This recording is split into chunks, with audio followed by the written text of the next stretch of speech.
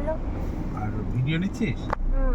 এবার একটু বল, নিজের থেকে বল জায়গাটা কোথা থেকে আমরা কোথায় যাচ্ছি সেটা বল। আমরা এটা যাচ্ছি তারাপীঠ থেকে এখন শ্রীনিকেতনের দিকে।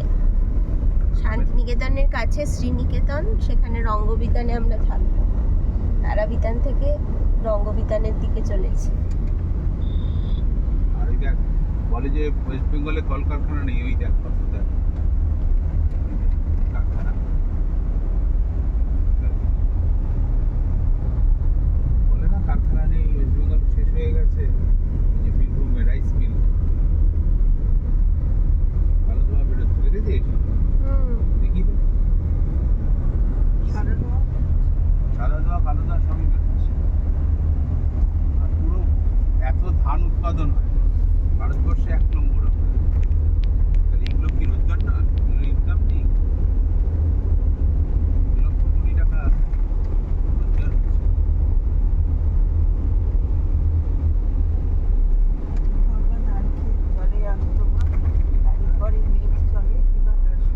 কি সুন্দর দেখো, পুরোটাই গ্রামের ভিতর থেকে যাচ্ছে, একদম পরিষ্কার। দেখো কতগুলো কারখানা, দেখো পরপর কারখানা।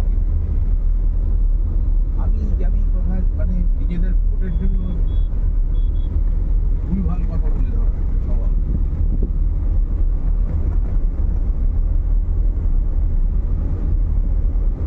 পুরো কারখানা, এই বেলটাতে পুরো কারখানা ডাকবে। যেন না খেয়ে আমাদের মানে এমনভাবে কথা বলে না।